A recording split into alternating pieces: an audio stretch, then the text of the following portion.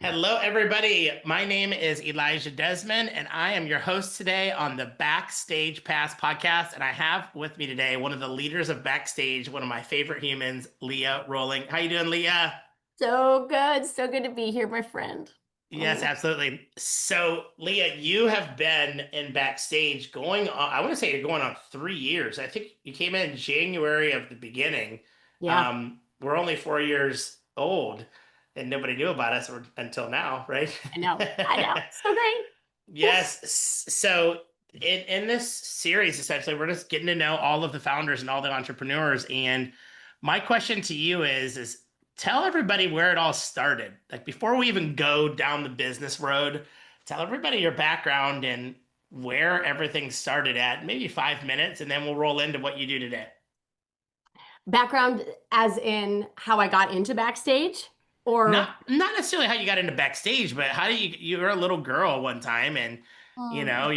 you were messing with flowers, something like that. You have a whole upbringing and now all of a sudden you've blossomed into this beautiful woman that you are and you're giving back so much to the earth. Like give us the not the backstage foundation, the you. People want to hear about you. I believe that if you like love somebody and love them as a person, like the rest of whatever they're doing in the world of dentistry and their scope of genius, like that's icing on the cake. So I believe if people know you the way that I know you, they just want to work with you. So tell everybody you. Mm. Well, I grew up in a really small town, Hudson, where everybody knew everybody. I um I grew up with a mom. My dad left when I was 8. He did not return, and I used his non-return as as a means to not feel worthy, as a means to um, seek validation, to want love outside of myself. I I'm a pleaser. I have a lot of natural tendencies from that, but I also have a lot of love, and I was loved by somebody that did the best that I've ever found, and that was my mother. She she knew what it was to love someone unconditionally. She I had an unfair advantage, I would say, to that because I grew up in a home where there just wasn't judgment.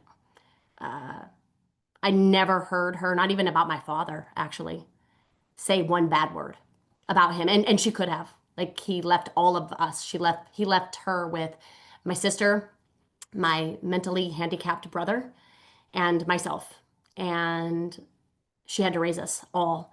And she never complained. Like she never, ever complained. I mean, that's just, and so I learned how to just love humans because she role modeled how to do that so beautifully. And so that's what I get to do in the world is I get to just love humans, love them where they're at and love them for where they're going to go. So That's so that's me. awesome. And that really that shaped you to the person that you are today. And now catch us up from when you were 8 to let's just say 18 years old. You said Hudson. What state was Hudson? Iowa. I'm in Iowa. I Yeah. okay. And then leading up to graduated high school. And you know what's crazy? We know each other really well. I don't. I know you have an insane amount of certifications. I don't know if you graduated high school. I don't know if you graduated college. I don't know if you have a master's degree, a doctorate degree, a bachelor's, or an associate. I don't know if you have any. I just know that you're an amazing human. So like, let's fill in that on the podcast. Like, go in between there, and then tell me how we're serving the industry. But give me the rest. Oh my gosh. So, yes, I graduated from high school. I went to college, got my undergrad in economics and finance, went on to get my master's degree in exercise phys and sports nutrition, and still didn't really know what I wanted to do with my life. I knew I wanted to work with people, and I just didn't know in what capacity. Worked in corporate America for, gosh, 18 years. Anybody that would ask me, I would say I don't love what I do, but I love that it enables me to do what I love, which is to coach. I always coached on the side. I called it my jobby. I coached weight loss. I coached executives. I did some spiritual coaching. And then I went back to get my PhD work in the quantum sciences, in like the neuroscience space, human economics, human behavior, because I wanted to understand you. I wanted to understand me. I wanted to understand why we don't do what we know. I wanted to understand what gets in the way from us living our absolute best life. And it isn't another Franklin Covey planner, right? I really want to understand the mind, and I want to understand emotional intelligence and why we're wired the way we are, and I want to understand consciousness. And so I um I love to learn. I'm an avid learner. I will always learn. I have massive, I mean, to your point, ridiculous number of certifications. No one needs to hear them all. But Why hypnosis, not? What? NLP. Just list them off. I love it. I mean, listen, you got the cert for a reason. Just list them off. You don't have to explain this. List them off. Okay. All right. Are you ready? So, neurolinguistics programming 1, 2, advanced hypnosis 1, 2, quantum health. I have a holistic certification. I'm a yoga meditation certified coach. I'm a spin instructor. I what else? A CBT, cognitive behavioral therapy, 1 and 2, and advanced. Yeah, there's a neuroquantum certification that I'm creating for coaches and what I'm calling culture ambassadors for people in practices to actually get their front office manager or themselves uh, certified in understanding the tools of the mind and the heart so that we can create these amazing cultures that are based in human potential and and high performing. So those are my certifications. I just love it. You should be proud of that. I mean, I mean, I'm sure you are. Like, that's so, but you don't ever hear you talk about that. But I remember we've digged in before and you've mentioned all the certs. Like, that's just so amazing. Let me go a little bit off script a little bit, even though we're not I really love off scripting. script. If you were to do another certification, what would it be in? God, that's so good. I I love the biohacking nature. Okay. I also have a biofeedback certification. I forgot about that. But I love the idea of biohacking, and in particular, there's a metacognitive and a metaphysical certification that I also have. But there's one that's specific to how you can biohack emotionally, how you can unpack um, feelings in order to heal. It's not that foreign. Like you could ask a white coat and they would say stress is responsible for a lot of the disease in the body, right? And if stress is based on a cognitive thought, right? Then wouldn't there also be a play for healing by way of a cognitive thought, right? So if stress creates dis-ease in the body, then the opposite could be true. So I would love to learn. I want to explore a little bit more about that. I've got lots of books on the metaphysical aspect of it, but I'm sure there's a certification that I could take. But that would be the next certification that I'd want to take, just because I believe that we can live longer, healthier, and in connection with one another better than we are currently doing right now. That's awesome. That's awesome. So I'm going to segue into this next piece now that people know a little bit more about you. I think it's so important. Like before you listen to somebody, you really should know like who they are, their background. Um, but I'm just going to be honest. You don't really even need to know any of that about Leah. Like whenever she is in a room, I'm sure that some people are listening know what I'm saying. But like when there's certain people that are in a room, they have this crazy like it's such a warming energy. Like it's such it's a presence and it's really welcoming. It's a nurturing presence, and it's just it's a calming energy. And you don't really even need to know anything about Leah. As soon as you're around her, you just know, right? You just know. I know, and I have the ability to see you clearly. And I think it's just amazing. You have a very special gift that not a lot of people carry. And if you know, you know. And so that being said, if you were to describe like, so I got the past, but if you were to describe like, what do you actually do now? Like, what are you doing in dentistry in your own words to, what solution are you providing? Can you give us that on on a high level of what you're doing, and why people need you?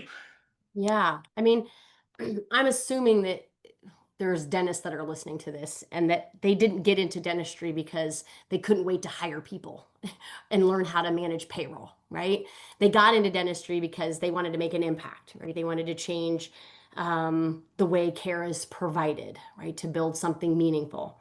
And the work that I bring into this world, right, is helping the dentist learn a brand new skill set that most dentists were never taught, right?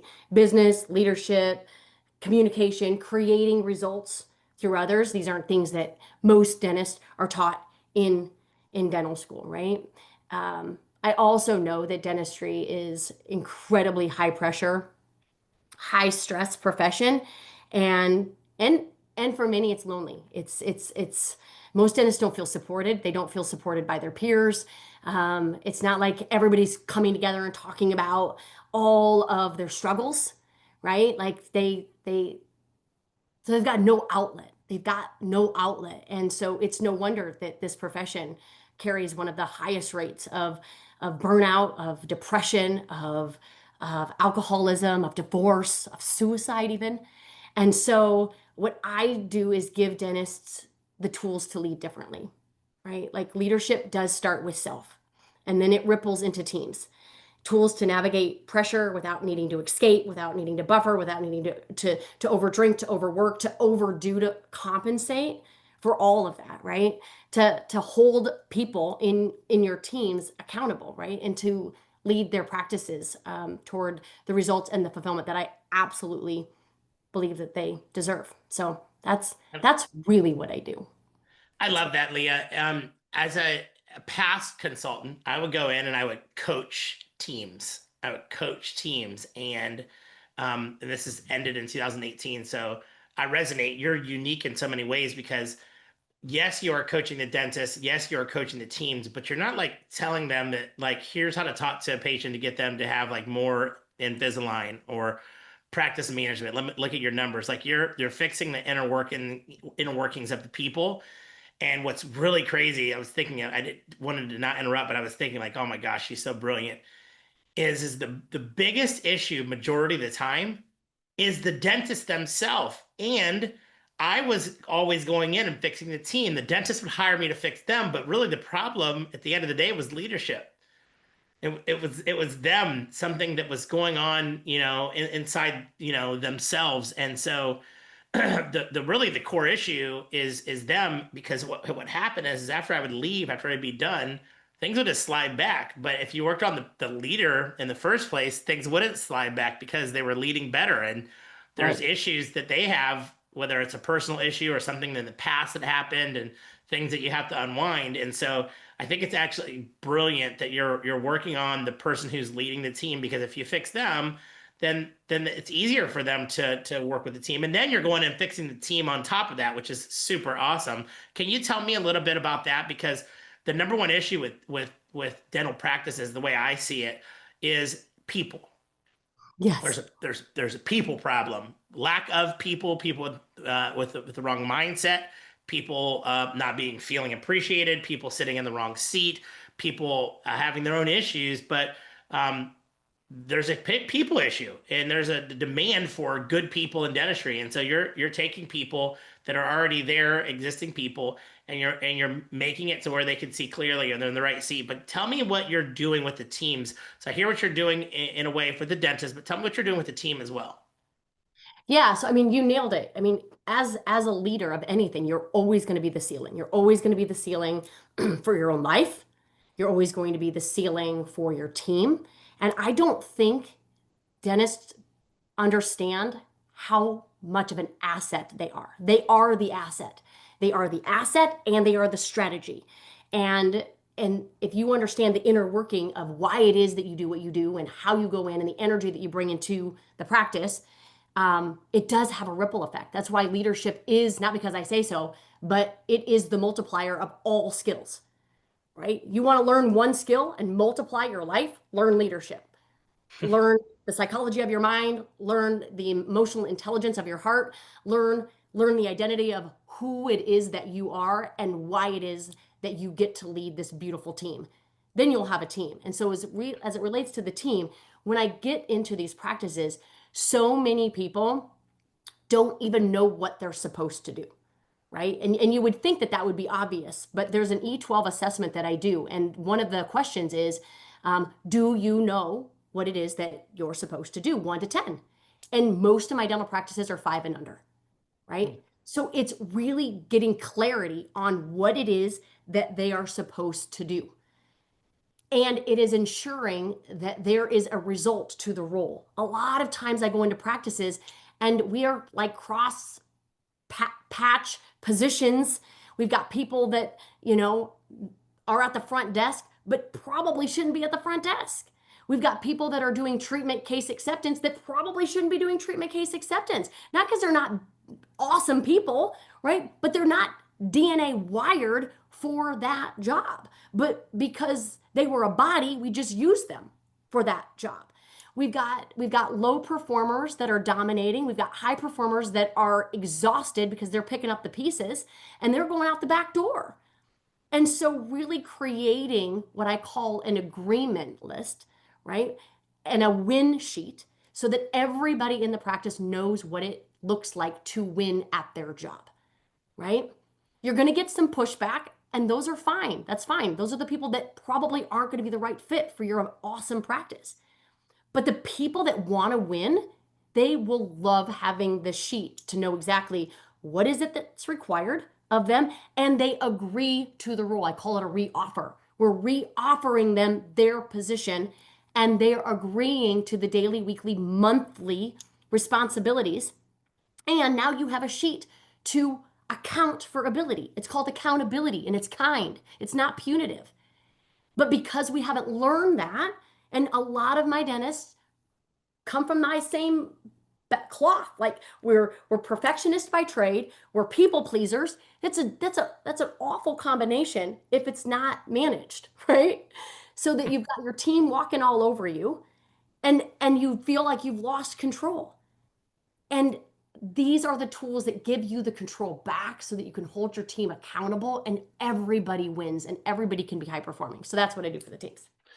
That's awesome. Can you tell me, there's a lot of, I mean, I feel that a large majority of dentists that are very successful, they all have coaches.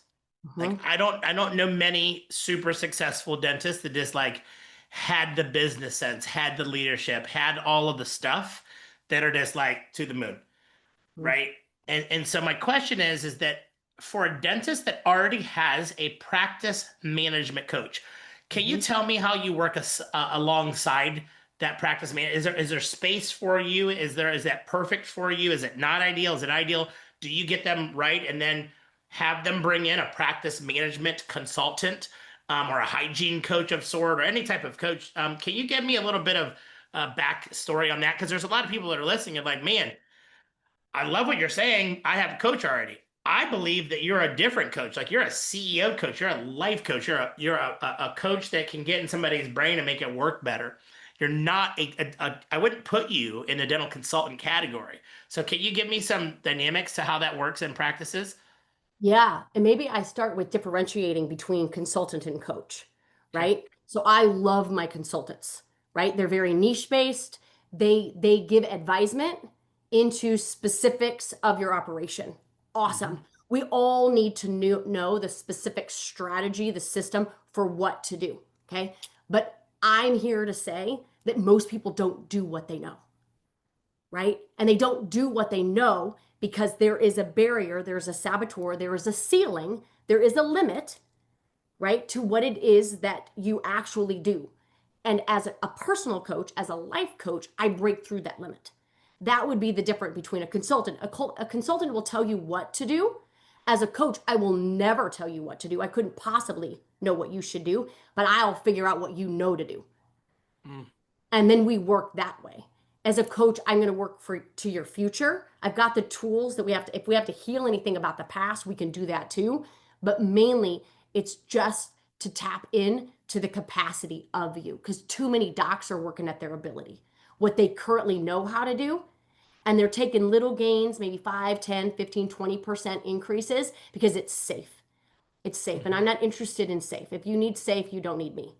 if you want to blow your mind with what you're capable of, then you need a coach. And a lot of people will tell me to not call myself a life coach, to call myself an executive coach, to call myself a CEO coach. And quite frankly, I can't imagine there's anything that's more valuable than your life in all the ways. Mhm. Like you get one of them, friends.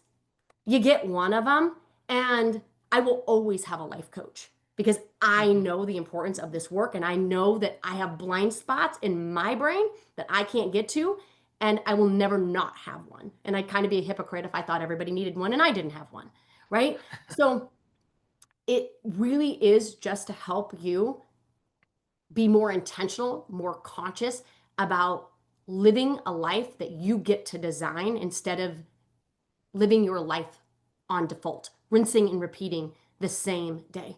So if you don't have the health that you want, if you don't have the wealth that you want, if you don't have the relationships that you want and that you deserve, a life coach is a no-brainer. Whether I'm your right person or not, doesn't matter to me. Just get one.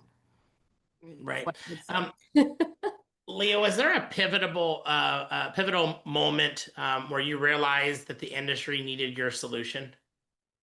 Like there had to be a client like dentistry popped up somewhere along the journey, but like, and now you serve so many dentists. But what was that moment where you're like, dentistry needs me? Yeah. So again, I love the question because I don't think I chose dentistry. I think dentistry chose me. I was working with one of my um I was my very first dental client, and this was, gosh, 8 or so years ago. And she came to me through a friend, and she was navigating a close colleague that had recently taken her life. She was a mom of six, and this now dear friend of mine, multi-practice dental owner, was on the verge of taking her own with a family. And she did not want that to be her reality. And what I realized is these mindset tools, these emotional tools, these behavioral tools, they aren't just obviously dental tools, but they're human tools. But this industry needed love. This industry needed support. This industry needed to be seen. This industry needed to be elevated. And the tools that I'd been working on for decades helped this multi-practice owner so much so that she then referred me and referred me and referred me. And that is how I got into dentistry, strictly by referral, referral alone. So, Wow. yeah, Something that you told me that I was a complete shock with. I've owned so many businesses, and now I just have two. Proud to say I have two, but I've always had long-term contracts, right? And my contracts have always been 12 months, and then it's month to month. And this is how I've always ran business. And then I asked you, I said, Leah, tell me about your contracts. Do you have long-term contracts? And you're like, no, I actually don't. I believe that if I'm providing the value, they'll stay, but I don't want to lock somebody into somebody who's, doesn't want to be with me. So tell me a little bit about that, because I think that that's awesome. I mean, your confidence is strong.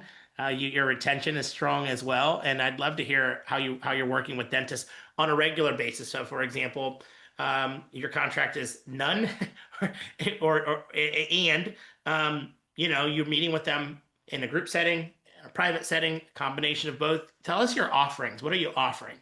yeah. So yeah, I love that. And I'm married to an attorney who probably doesn't love the idea that I don't have a contract, but I don't have one because I the contract's with you. Right? When you work with me, you're investing in you, right? You're deciding, you're choosing and so you have that contract with yourself. I'm just here to hold space for your brilliance. That's what I'm here for.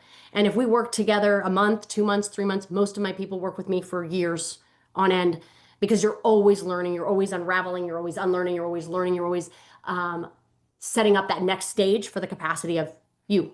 And so, how I work with my clients is one on one. That's one way. We either meet weekly or twice a month. And we really just, if somebody were to ask me what's the minimum, right? And I don't really have one, but if they asked, not contractually, but I would say the minimum is about 3 months because it'll take me 3 months to teach you everything that I want you to know about understanding your mind better, doing thought audits, clearing out belief systems, and really setting you up for success, teaching you how to feel, how to regulate your emotions so you're not a hot mess, so you're not on the anxiety spiral, so that you're not dreading work all the time, so you're not frustrated and overwhelmed and burned out. A lot of people come to me, unfortunately, and they're on the verge of just quitting dentistry altogether. On the verge. I want to get to people before that. But if I get to somebody and they're there, I'm like, hey, babes, what we're going to do is we're going to get you happy before you go. That's what we do. That's what we do with any relationship. And you have a relationship with your practice. Whether you have a relationship with your significant other, right? People come to me and like, I think I want out of my marriage. Great. Let's get you happy before you go. We're going to get you happy before you go because if you're not happy and you leave, guess what happens? That next situation, that next circumstance, that next version of where you're going to go isn't going to make you any happier. It's not better there than here. So we have to regulate and understand how we think and feel so that we're not just swapping situations in hopes to feel better, right? So we're going to get you happy before you go. And then from that place, then you can choose whether you want to stay, right? And so that's kind of the work, but it's about 3 months to teach a lot. Probably there's like 10 things that I would want every dentist to know, every human actually to know about how to navigate your life, your health, your wealth, your relationships better to optimize your return on this one life that you get. I work with teams in a similar way. I either go on site and we do accountability coaching, we do how to have difficult conversations, how to receive conversations, how to show up. There's a behavioral model that I want all of my practice owners and their teams to know because when people know how to hold themselves accountable and how to be empowered in their own life and they become leaders in their own role, you don't have the gossip. You don't have the front hates the back and the back hates the front. You have synergy. You have clarity, not chaos. You have teams that navigate that through transparency of conversation hold each other accountable to their potential. That's why it's not punitive, right? We just haven't learned how to communicate kindly. So we do it nicely, and nicely is generally not the best policy. So anyway, that's kind of how I work with my dentists and my practice owners and their teams. Thank you. So Leah, I work with practices to prepare them to get ready to sell their dental practices, right? And there are a lot of dentists that talk to me prior to selling. They make reach out 6 months, 12 months, 18 months, 24 months and say, hey, I just want to know what this looks like so I can prepare. For a team that is in a disarray, front doors revolving, dentist isn't happy, so they're calling me because they just want to throw in the towel, right? Um, how long does it typically take you to get some balance to where there is a happy team, a happy dentist, and then from there, I think it's just maintenance, right? Like you're continuing to keep them there and keep elevating. But like, what's a realistic time frame that somebody should reach out to you prior to getting to selling their practice? Oh, I would say when we operationalize culture, that's what I call it. When we put systems behind culture, because I don't think culture is just, values on a wall, right? It takes about 90 days, but that's just to systemize it. To get it so that it flows, to get it so that there's clarity, to get it so that we have high performing teams knowing what's required to win, probably 6 months. 6 months. Okay.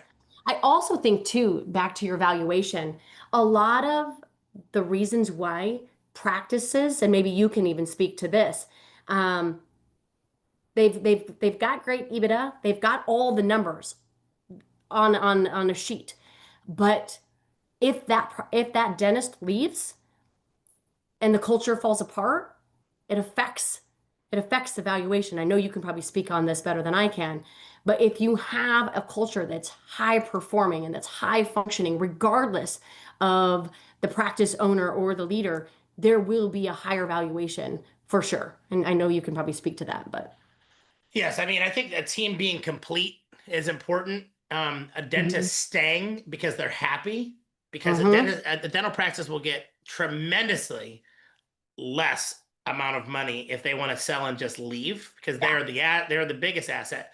Yeah. But if you're talking to a dentist, it's just like I actually love practicing dentistry. I am just at the point where I want to take chips off the table. hmm That's ideal. But what's not ideal is a dentist that has no hygienist. Their front desk has been with them for 2 months, and oh, by the way, that's their sixth one in 2 years. Yeah. There's something going on there, and it is risky. It's looked at as risky for a buyer to purchase that practice when they see the turnover. But if they have a good team that is happy, I think that is by far the most important important Mhm. thing, and they're a good leader. And you get on the phone with some of these dentists, and you're sitting here thinking like, man, this first half of the process or first 25% of the process is not going to be that hard.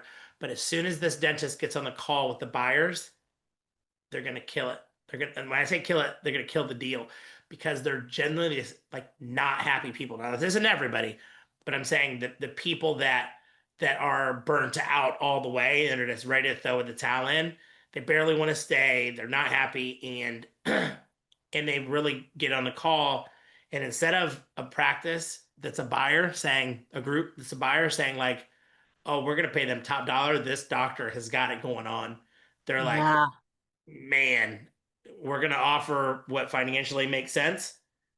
Yeah. However, we have a possible grenade on our hands, which that this means like they're just not there's something that is lacking. Their leadership is lacking. They're not happy as a person, and so I feel like if you don't have your personal self together, the time is now, and I think the answer is not 3 months or 6 months. I think it's as long as it needs to take.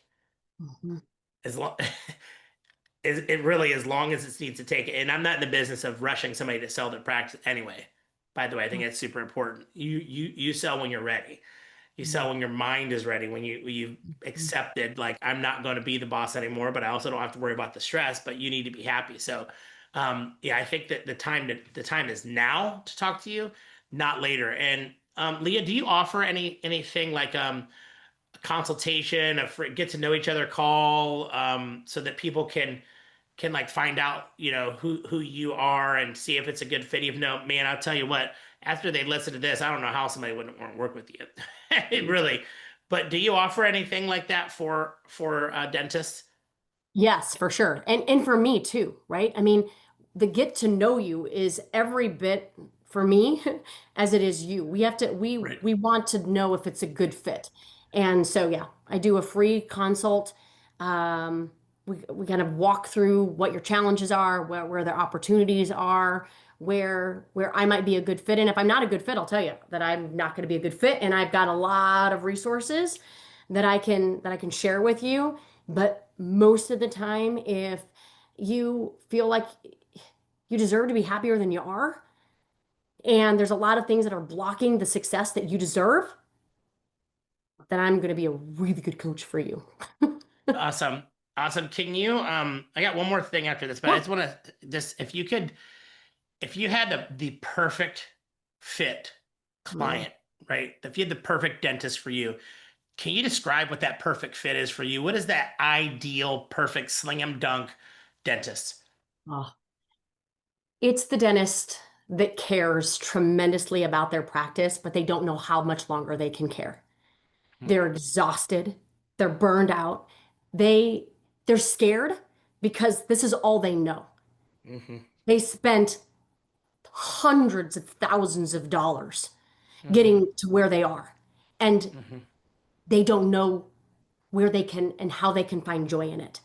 And Mm-hmm. because they can't find joy in it, it's really hard to show up every day to get other people also excited and joyful and mission aligned and ready to go. It's people that feel like if they don't work every single hour of every single day, that their practice or practices will crumble. And so they jeopardize and they sacrifice time at home, time with their kids, time with their loved ones. They don't prioritize themselves, right? They prioritize their patients and their teams, and they're always the last on their list. So they don't probably prioritize their sleep, their self-care, their fuel. They probably haven't read a book or meditated forever because that's considered a luxury, not a necessity. These are my people. These are my people. I can give you your life back, and you deserve your life back. These are my people, Elijah. I love it. If you're going to give somebody one bit of advice in just a 60 seconds, all of the dentists that you spoke to, everything that you know, if you're going to give them one piece of advice to leave this podcast with, what would it be? Mm. I would just say that you are the asset. You are the asset. And when you don't realize that, you will take care of everything else other than yourself. When you realize that you matter, you will begin to take care of you and you will begin to believe that you can also be the strategy and the solution for your life, and you can be.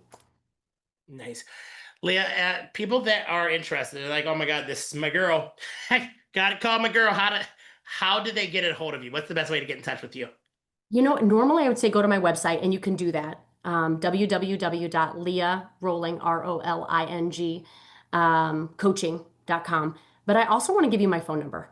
Just if you feel compelled to be like, oh my gosh, I need a different 2026 for my life. I need a different year for my life. I cannot continue to rinse and repeat the same year over and over and over again. Here is my number. Text me and I got you. 515-865-6716. Awesome. Well, everybody, I hope that you enjoyed listening to Leah. I know I did. She's always Oh, music to my ears. And if it is something that you think that you may want to be interested in pursuing, when I say it, it's Leah. I would highly recommend that you text that number. It could be the thing that changes everything and saves everything. Leah, thank you so much. I appreciate thank you. you. It I has appreciate you, been my friend. Yes, it's been amazing having you in backstage, and it's also awesome to see how well that you work with all of the other entrepreneurs in our mastermind. So, thanks everybody for listening, and we'll see you on the next episode of the Backstage Pass. Bye bye.